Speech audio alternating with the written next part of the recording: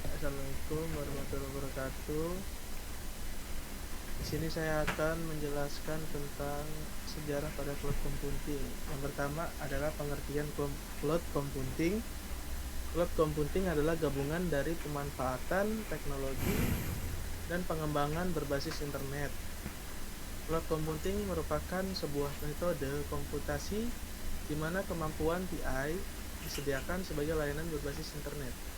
Secara umum, cloud computing atau komputasi awan didefinisikan sebagai sebuah mekanisme di mana sekumpulan IT resource yang saling terhubung dan nyaris tanpa batas, baik dari infrastruktur maupun aplikasi, dimiliki dan dikelola sepenuhnya oleh pihak ketiga, sehingga kemungkinan customer untuk menggunakan resource tersebut secara on demand melalui network, baik yang sifatnya jaringan private maupun public.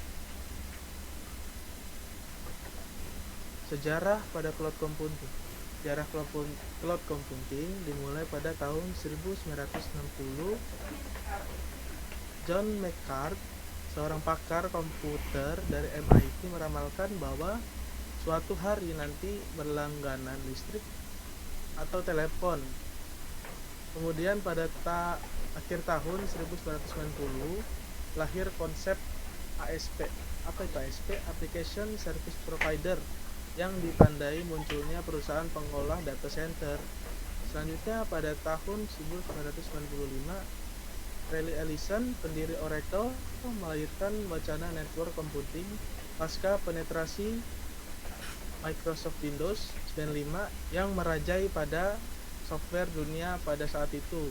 Ide itu menyebutkan bahwa PC tidak perlu dibenamkan software yang membuat berat kinerja dan cukup diganti sebuah terminal utama berupa server. Pada awal tahun 2000-an, Mark Benioff, ex-vice president Oracle, melansir aplikasi CRM berbentuk software as a service bernama Salesforce.com.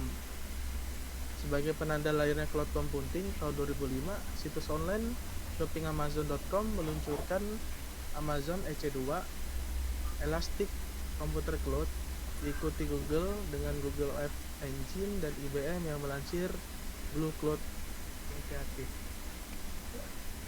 Berikutnya adalah karakteristik cloud computing. Cloud computing terdiri atas 5 buah karakteristik utama, yaitu on-demand self-service, pelayanan mandiri diri sendiri saat diperlukan. Yang kedua, broad network access, akses dari jaringan yang besar. Yang ketiga, resource pooling, resource menyatu atau sumber daya kelompok. Yang keempat, rapid elasticity atau elastisitas cepat. Yang kelima adalah measured service atau layanan pengukuran. Cara kerja cloud computing. Sistem ini terbagi menjadi dua bagian, ujung depan dan ujung belakang yang terhubung dengan internet. Ujung depan adalah sisi pengguna komputer, user atau klien. Melihat bagian belakang adalah cloud, bagian dari sistem. Ujung depan termasuk komputer klien atau jaringan komputer dan aplikasi yang diperlukan untuk mengakses sistem komputer awan. Layanan seperti web-based email program memanfaatkan browser web yang ada seperti Internet Explorer atau Firefox. Di ujung belakang sistem adalah berbagai komputer server dan sistem penyimpanan data yang menciptakan cloud dari layanan komputasi. Sebuah server, pusat pengelola sistem, memantau lalu lintas dan memanfaatkan klien untuk memastikan semuanya berjalan dengan lancar. Sistem ini mengikuti seperangkat aturan yang disebut protokol dan menggunakan jenis khusus dari perangkat lunak yang disebut middleware yang memungkinkan komputer untuk berkomunikasi satu sama lain. Layanan cloud computing. Yang pertama ada software as a service. Yang kedua, platform as a service. Yang ketiga, infrastruktur as a service.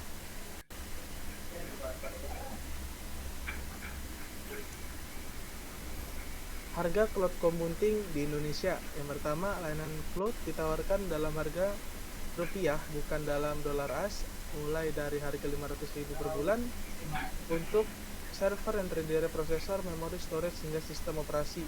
Gambaran biaya langganan per bulan bagi pelanggan rata-rata mulai dari 1 juta hingga tak terbatas, bergantung pada pertumbuhan bisnis perusahaan. Potensi dari bisnis layanan cloud computing pada tahun yang akan datang bisa mencapai 100 miliar atau bahkan lebih. Selanjutnya untuk penggunaan cloud computing untuk sharing dokumen dan presentasi, penyimpanan atau drive. Yang ketiga ada hiburan, keempat ada komunikasi, dan kelima jaringan sosial. Keunggulan dan kelemahan cloud computing itu, untuk keunggulannya ada tanpa investasi awal, mengubah capex menjadi opex, lentur dan mudah dikembangkan, fokus pada bisnis bukan TI. Yang kelima skalabilitas, sederhana, kemudahan dan dalam pengaksesan, vendor terkemuka, sumber daya optimal, akses secara remote, meningkatkan availability dan ketersediaan data. Dan untuk kekurangannya itu membutuhkan koneksi internet, service level, privasi, compliance, data ownership, data mobility, tidak berjalan dengan baik jika koneksi lambat. Keamanan dan privasi cloud computing. Yang pertama, manajemen risiko dan ketaatan. Kedua, manajemen akses dan identitas. Ketiga, integritas layanan. Keempat, integritas klien. Kelima, proteksi informasi. Komponen cloud computing. Komponen dasarnya itu klien adalah laptop, PC, mobile, PDA, dan lain-lain. Data center, KW kumpulan server di sebuah gedung, SW virtualizing server, sama distribute server. Komponen lainnya itu cloud application, SW, cloud service, produk layanan, dan SOC, cloud platform, KW dan SW. Selanjutnya cloud storage dan cloud infrastructure. Manfaat cloud computing. Manfaat cloud computing yang pertama yaitu skalabilitas, kemudian aksesibilitas, yang ketiga keamanan, kreasi, dan kecemasan. Analisis kecocokan harga layanan cloud. Yang pertama ada SaaS. Yang pertama itu terjangkau, mudah diakses, dan siap digunakan. SaaS ini cocok untuk usaha skala kecil. Kemudian ada IaaS atau infrastruktur as a service. Itu biayanya lebih rendah dan skalabilitasnya ditingkatkan. Infrastruktur as a service ini cocok untuk mengontrol infrastruktur hardware. Kemudian ada PaaS atau platform as a service. Itu mengurangi waktu perkembangan dan support banyak bahasa pemrograman. PaaS ini cocok untuk project skala besar. Dan ada DaaS atau Data as a Service. Itu fleksibel, aman, dan biayanya lebih rendah. DaaS ini mudah diakses dari mana saja dan kapan saja. Prediksi perkembangan cloud computing di Indonesia pada tahun yang akan datang. Cloud computing di tahun 2020 dan tahun yang akan datang, berbagai sektor bisnis, banyak perusahaan memilih untuk memindahkan infrastrukturnya ke dalam cloud, guna meningkatkan kinerja perusahaan. Hal itulah yang menjadikan Open Cloud membagi beberapa prediksi di masa yang akan datang, yaitu hybrid dan multi-cloud. Hybrid cloud merupakan gabungan dari public dan private cloud, yang mana hybrid cloud menawarkan solusi transisi antara infrastruktur lokal dengan private dan public cloud. Sedangkan multi-cloud adalah model cloud yang dapat memungkinkan perusahaan atau pebisnis memiliki hak akses atau kontrol serta menjalankan aplikasi berdasarkan kebutuhan teknis yang dimiliki. Pencadangan dan pemulihan bencana. Dalam mengantisipasi bencana, private cloud nantinya akan mengalokasi dana atau anggaran sebesar 15% sebagai solusi pencadangan dan pemulihan serta memastikan ketersediaan layanan serta keamanan infrastruktur cloud. Mobile default. Mengingat teknologi semakin hari semakin canggih dan mobilitas menjadi standar pada dunia industri, maka nantinya tidak akan lagi menjadi faktor pembatas dalam bisnis. Di tahun 2020, model cloud service menjadi tren di dunia teknologi informasi dan dikatakan sebagai generasi baru cloud computing, sehingga banyak perusahaan terus belajar dan terbiasa dengan model tersebut. Model ini mengubah cara pandang dan mengembangkan bisnis dalam hal teknologi informasi. Dan kemudian keamanan. Disetujui peraturan GDPR atau General Data Protection Regulation oleh otoritas Eropa sejak April 2016 dan berlaku efektif di seluruh dunia pada tanggal 25 Mei tahun 2018.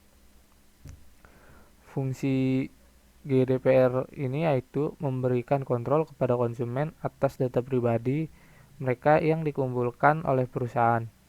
Di antaranya yaitu data dasar seperti nama, alamat, nomor ID, data web seperti alamat IP, RFID, data kesehatan, data genetik, data biometrik, data etnis, dan ras.